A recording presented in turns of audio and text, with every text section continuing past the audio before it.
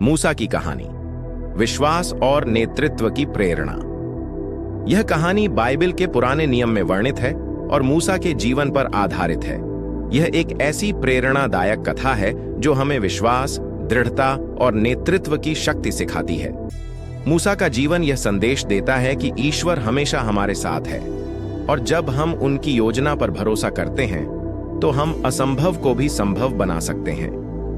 मूसा का जन्म और बचपन। मिस्र के राजा फिरौन ने आदेश दिया था कि इजरायलियों के हर नवजात लड़के को मार दिया जाए ताकि उनकी संख्या न बढ़ सके। इजरायलियों में से एक महिला ने अपने बेटे को छिपाने का प्रयास किया। जब वह उसे और नहीं छिपा सकी तो उसने एक टोकरा लिया, उसमें बच्चे को रखा और उसे नदी में छोड़ दिया। फिरौन की बेटी ने इस बच्चे को नदी में पाया और उसे गोद ले लिया। उसने उसका नाम मूसा रखा। मूसा मिस्र के शाही महल में बड़ा हुआ, लेकिन वह जानता था कि वह इस्राएलियों का ही था। मूसा का पलायन। एक दिन मूसा ने देखा कि एक मिस्री अधिकारी एक इजरायली गुलाम को मार रहा है। क्रोध में मूसा ने उस अधिकारी को मार डाला। इसके बाद वह डरकर मिद्यान के रेगिस्तान में भाग गया। वहां उसने एक साधारण जीवन जिया और चरवाहा बन गया। ईश्वर का बुलावा। एक दिन जब मूसा अपने पशुओं को चराने गया तो उसने एक जलती हुई झाड़ी देखी जो जलने के बावजूद राख नहीं हो रही थी। यह ईश्वर का चमत्कार था। ईश्वर ने मूसा को वहां बुलाया और उससे कहा, मैंने अपने लोगों का दुख देखा है। जाओ और मिस्र लौटकर इजरायलियों को गुलामी से मुक्त करो। मूसा ने ईश्वर से कहा, मैं कौन हूं जो यह काम कर सकूं? लेकिन ईश्वर ने उसे भरोसा दिलाया कि वह उसके साथ है। मूसा और फिरौन का सामना। मूसा ने अपने भाई हारून के साथ मिलकर फिरौन से कहा, ईश्वर का संदेश है, मेरे लोगों को जाने दो। लेकिन फिरौन ने इनकार कर दिया। इसके बाद ईश्वर ने मिस्र पर 10 भयानक विपत्तियां भेजीं। 1. नील नदी का पानी खून बन गया। 2. मेंढकों का प्रकोप। 2. मच्छरों का हमला। 4. मक्खियों का आतंक। 5. मवेशियों की महामारी। 6. फोड़े फूंसी। 7वीं ओले की बारिश। 8वीं टिड्डियों का आक्रमण। 9वीं घोर अंधकार। 10वीं मिस्र के हर पहलौठे बेटे की मृत्यु। अंत में फिरौन ने हार मान ली और इस्राएलियों को जाने की अनुमति दी।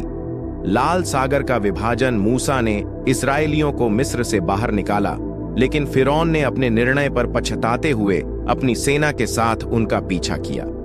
जब इस्राएलियों ने लाल सागर के सामने खुद को फंसा पाया तो उन्होंने मूसा से मदद मांगी। मूसा ने ईश्वर की आज्ञा मानी और अपना लाठी सागर की ओर उठाई। ईश्वर ने लाल सागर को 2 भागों में विभाजित कर दिया और इस्राएलियों ने सूखी जमीन पर चलकर सागर पार कर लिया। जब मिस्र की सेना ने पीछा किया तो सागर फिर से अपने स्थान पर लौट आया और वे डूब गए। पश्चात की यात्रा इजरायली रेगिस्तान में भटकते रहे। उन्होंने मूसा से शिकायत की कि उनके पास खाना और पानी नहीं है, लेकिन ईश्वर ने हर बार उनकी जरूरतों को पूरा किया। उन्होंने आकाश से मन्ना, स्वर्गीय भोजन और चट्टान से पानी दिया।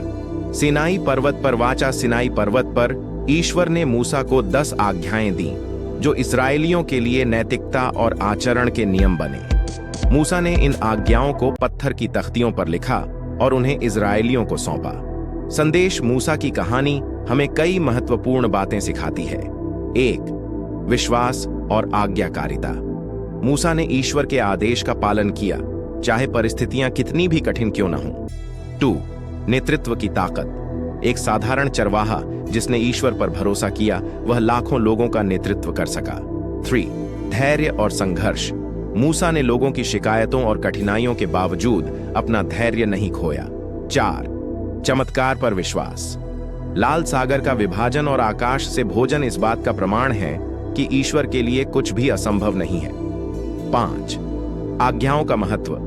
10 आज्ञाएं हमें सही और गलत का भेद सिखाती हैं। निष्कर्ष। मूसा की कहानी हमें प्रेरित करती है कि हमें कठिन समय में भी ईश्वर पर भरोसा रखना चाहिए। यदि हम सच्चाई, विश्वास और ईमानदारी के मार्ग पर चलते हैं तो हम किसी भी चुनौती को पार कर सकते हैं। ईश्वर की शक्ति और योजना हमेशा हमारे लिए सर्वोत्तम होती है। वीडियो को लाइक करके चैनल को सब्सक्राइब कीजिए।